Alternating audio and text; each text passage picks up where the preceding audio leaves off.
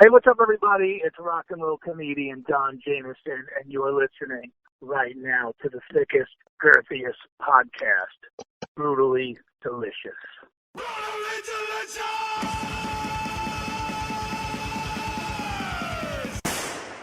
Hey, you're listening to the Brutally Delicious podcast. I am Bruce.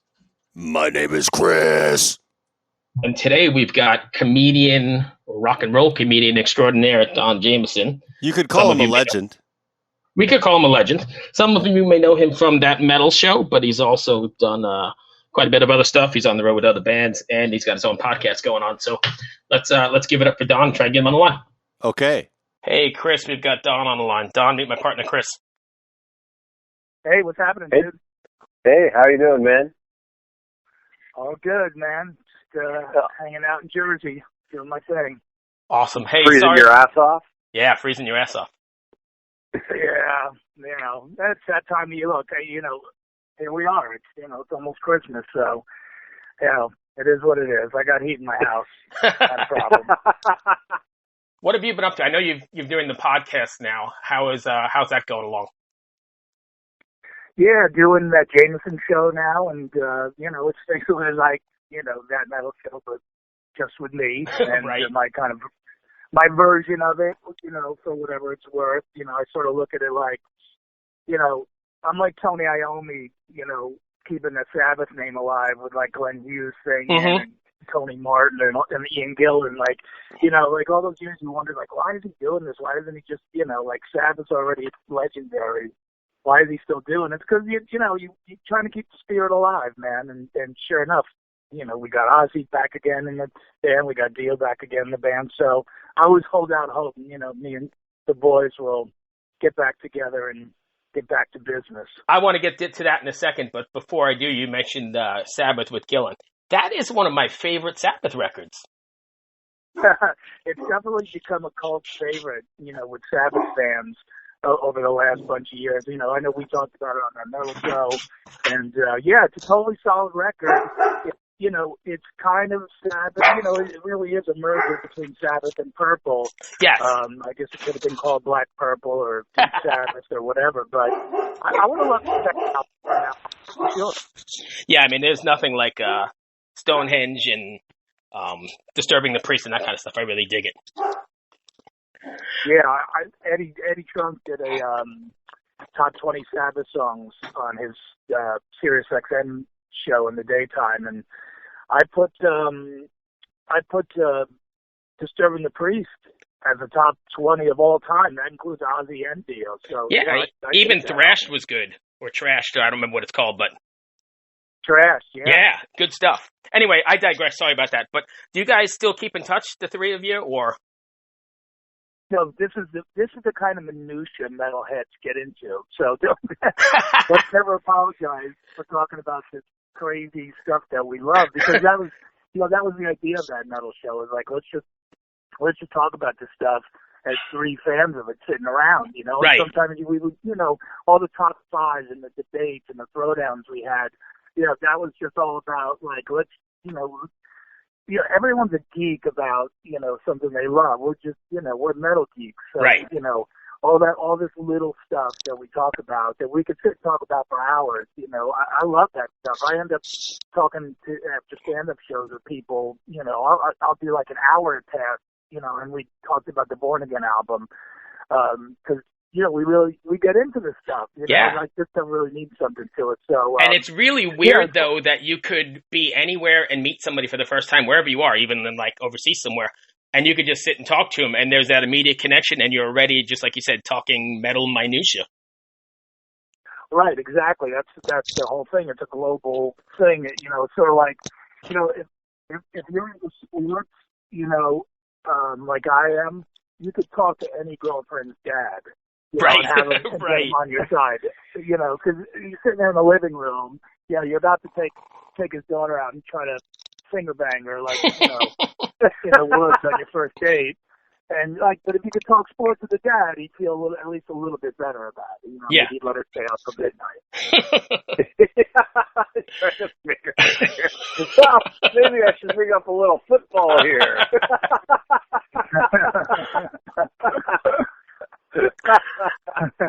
Nice. Anyway, so That's great. do the That's one three of thing- you it's still one thing talk? Bruce and I talk. Go ahead. Sorry, Chris. What's that, Bruce? Go. Oh, I was just going to say, that's one thing that Bruce and I always talk about with the metal community is that it doesn't matter where you are, you know, you can meet someone and next thing you know, you're buying each other beers and it's metal and it's a family in a way, you know?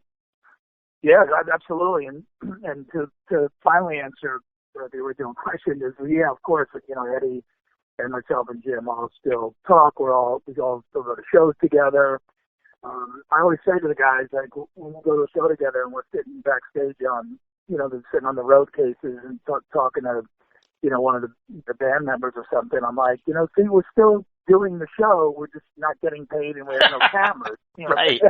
That's the idea, is just to sit around and hang, you know. Right. So, still kind of doing it, but no one's seeing it except us.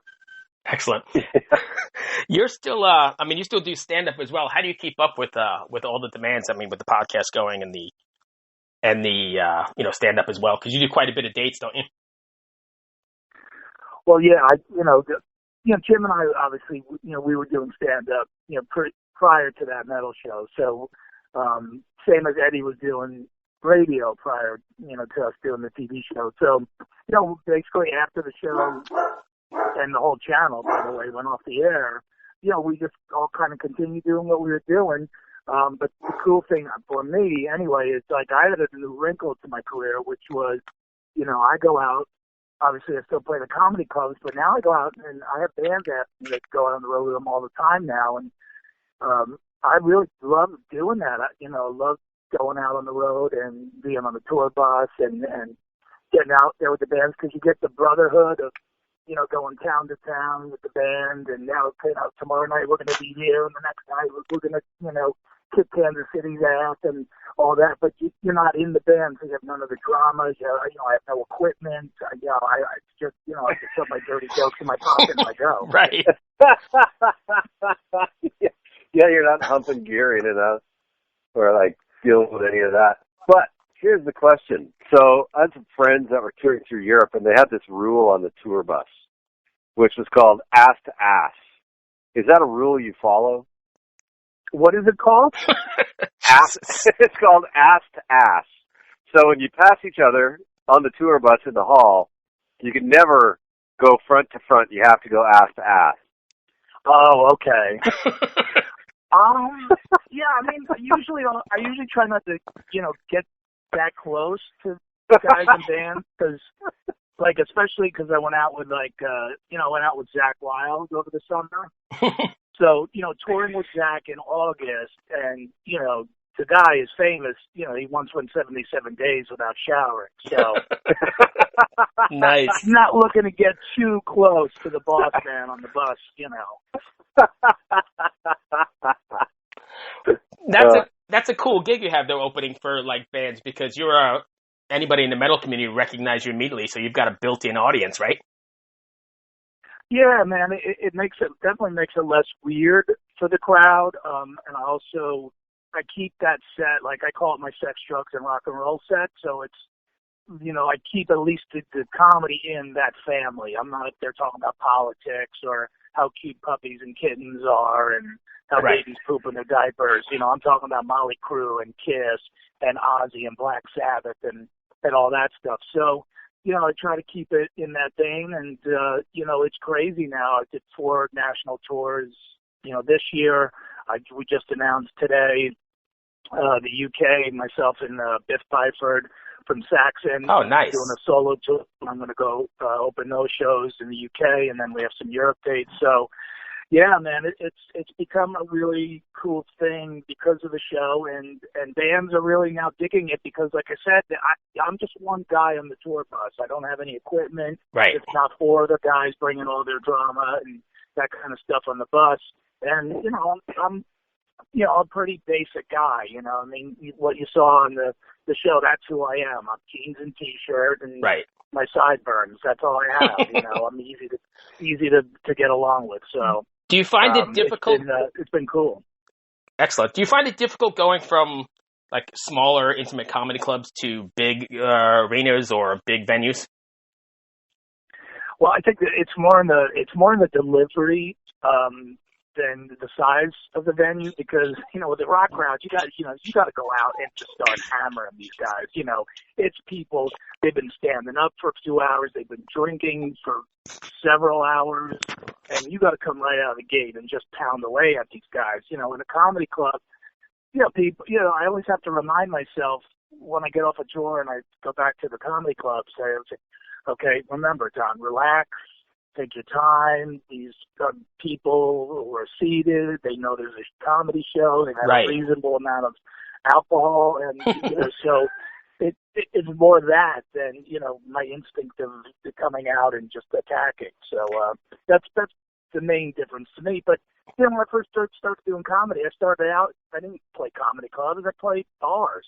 Right. They put a case of beer on the corner of the bar for a stage, and you have a microphone, and then you just try to scream at all the drunks at the bar. So, it's like I've already had that training. Right. Hey, so you brought up Motley Crue. How do you feel about them tearing up their cessation of touring agreement and going on the road again? Yeah, I caused a little. You sure did. Listen, I said it right in the clip, and I said it in 2014 on that metal show, right to Mick Mars, that I don't believe it's the end, and I didn't think they were doing it to scam their fans or anything, but everybody thinks it's the end, and so they retire, and then they go a couple of years pass by, and they're like, now what am I going to do? Well, it's like an athlete who has to retire, but retired a certain, because they just can't do it anymore. They just physically can't do it. When you have a bunch of musicians, there's no reason to ever say retire. The mistake they made is making it like WWE tactics, where okay, got this contract and it can't be broken, and then the next thing they're putting dynamite to it and exploding it. So I never thought it meant anything to begin with. And like I said on the show to Mitch, I did 10 farewell tours. I'll be at all of them. So I understand who are angry, but, for me it was like, at this point, are we really believing anybody's done? Do you think Slayer is really done? Come on. No, I saw a post the other day that says, mark my words, 2025, Slayer reunion tour. Really? You think they're going to be back? Absolutely. You tell me who hasn't, and then we can have a discussion. I guess you're right. Yeah. I would like to see them ride out into the sunset on a high note rather than, dragging it through the mud 40 years later. Right, and Eddie's always said that, and I agree with that. It's clear, but here's the thing, man. Again, it's like if these guys could get out and play, then there's no reason for them to not do it.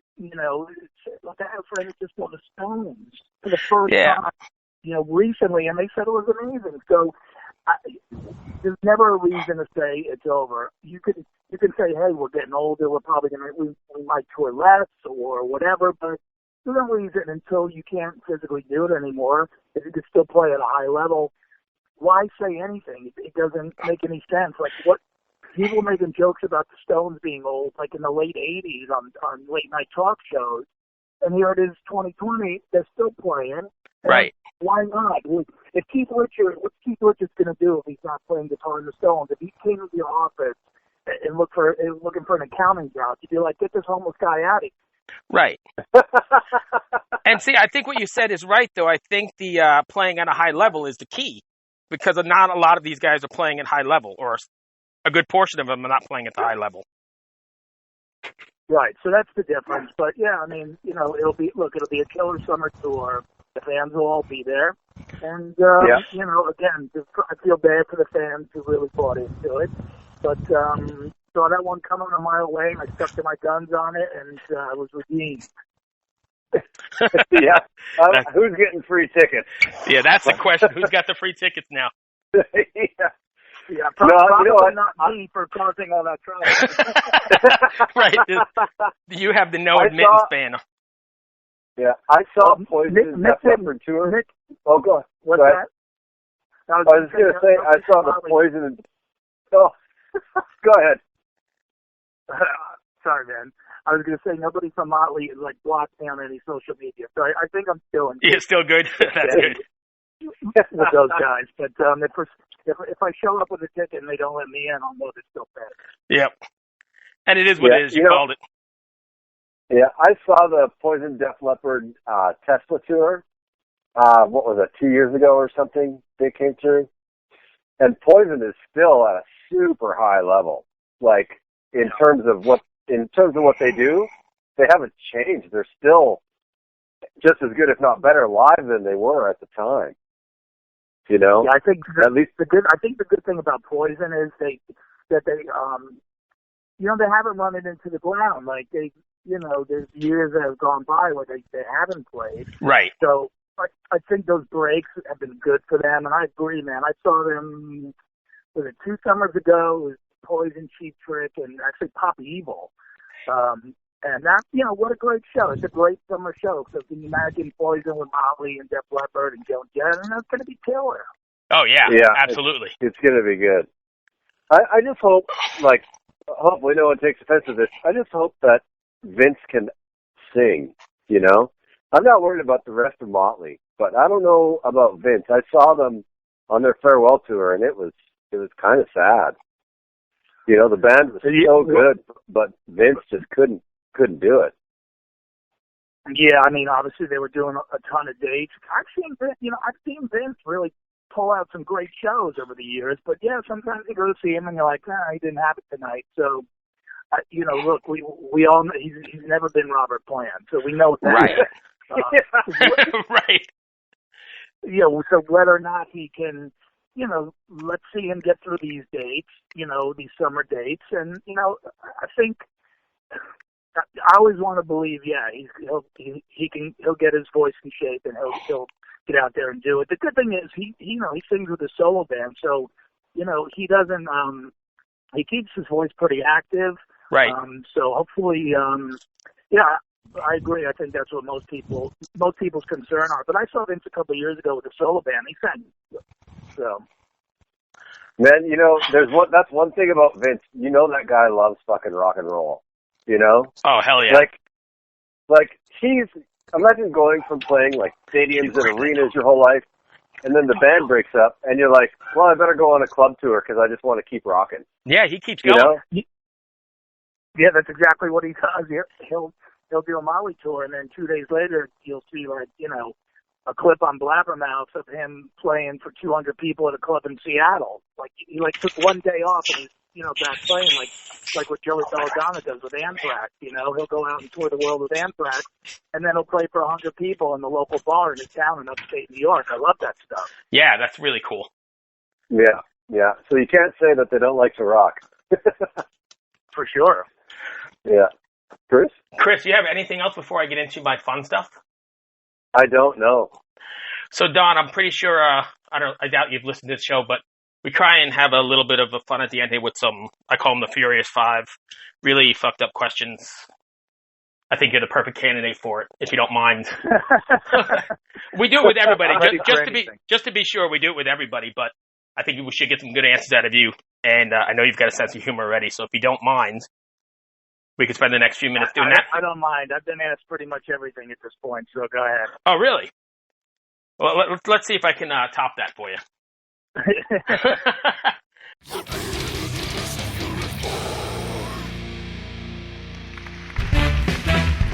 The brutally delicious, Furious Five. He's really going to shit the bed here. If you hate them, we can move on. But name something a man might wear a long time before cleaning. So a man might wear a long time before cleaning? Mm-hmm. I mean, we know what I'm trying not to give the obvious. Right, everybody goes there. Which is underwear, but my first thought was underwear, which is probably everybody's. Mm-hmm. But then I was thinking of my friend Richard Christie from the Howard Stern show. Yeah. With the diaper to concert. So I'd say concert. That's great. Also, we haven't had that one. That's beautiful. He wears a diaper at a concert? Yeah, it makes sense if you think about it, because when he sees his favorite bands, he doesn't want to miss one song, but he wants to drink beer the whole night. So that's the perfect solution. Right in the diaper. Fuck. I'm on my way to Costco after this. I'm going to buy some fucking diapers. Yeah, I didn't know when I was first going to shows with them. I was wondering what that squishing sound was the whole time. Nice. Okay. All right, you ready? And try not to go with the obvious on this one, too. Name something you like to be alone to do. All right, okay.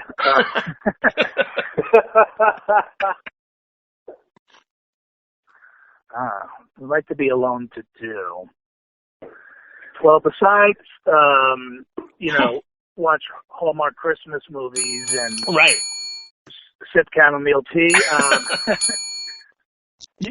Yeah, for me, just writing, that's a real solitary thing. I even leave my house because there's just too many distractions between my turntable and, all my audio and video equipment and TVs and phones and all that stuff. So I have 3 or 4 spots around town where I just go, I sit and have lunch, and I'll sit there for 2 hours and eat and drink coffee, and they know me in there. They don't rush me. And I just sit there with my little note cards and I write. So, yeah, for me, that's I have to be real focused on that. So it's, writing the new material, that's always alone time. Okay. Are we still cool? A couple more? I know what you're saying. I know the answer you're looking for is masturbating, but I actually like to do that in public. I was waiting for you to get to it, but that's great. Who was that comedian that was caught masturbating in front of everyone? Pee Wee Herman. That was his deal. Louis C.K. Oh, that guy. Yeah, Louis C.K. I thought it just became the norm, masturbating in public. I don't know. Didn't Pee Wee do that back in the day? Did what? I think Pee Wee did that back in the day too, didn't he? Well, he got in caught the in the movie theater and which is public anyway. All right. Anyway, let's. Are we still good? Let's see. Name 2 things you can spread. Mm-hmm.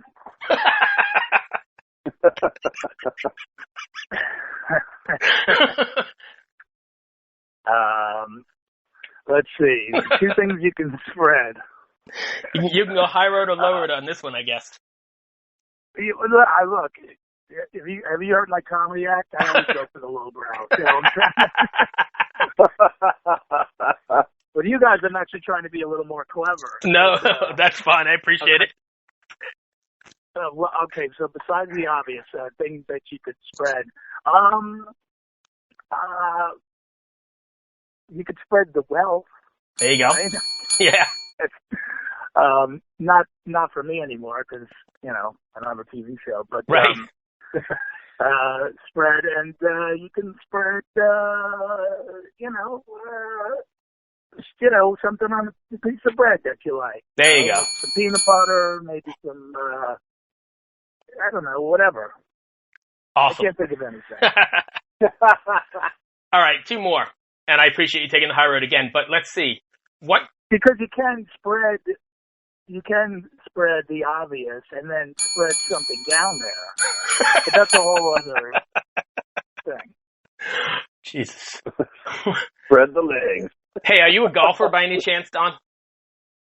I am not. You are not. All right, so we're going to skip that one. Let's see. How many hairs are there in the average human eyebrow? 100, 550, or 1050? Well, it depends on whether you're Martin Scorsese or not.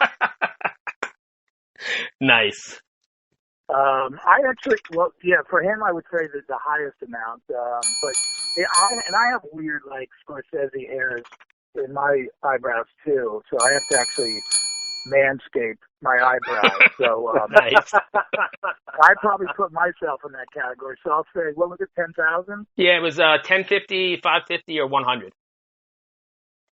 I'll go 1050. Yeah, the answer is 550 according to the Googles, but if you're gonna add you or Scorsese, and then we're gonna go with that, so we'll give it to you. And then the last one is gynophobia is an irrational fear of what? Gynophobia? Yeah. So then we go back to the whole spreading thing. Fear of gynecologists. Come on, you guys know that. Excellent. The correct answer is the fear of women, but we're good enough. They're afraid of women that what? I said we're good enough. The answer actually was the fear of women. Oh, really? Yeah. You can use that in your stand-up and give me credit for it. Absolutely will, for sure, man. Gynophobia. I will. I'll take a punchline or a premise from anybody. Trust me. There you go. That's all I've got, Don. I appreciate you taking the time. Before we go, though. Hello out there. Yes, hello out there, everyone. I'm Hal Schwartz. And I'm Flynn McLean. Together we host None But the Brave, a podcast dedicated to the music and career of Bruce Springsteen. Bruce and E Street Band are on tour right now for the first time in 6 years, and we're taking a detailed look at what's happening on stage in our bi-weekly episodes. We've also been recently joined by some very exciting guests, including rock journalist Warren Zanes and Stephen Hayden, Backstreet's Magazine founder Charles Cross, and Barstool's Kirk Minahan. If you're a diehard Springsteen fan, this is the show for you. So please subscribe to None But the Brave on your favorite podcasting platform, and we hope to see you further on up the road. Thank you so much. We'll be seeing you.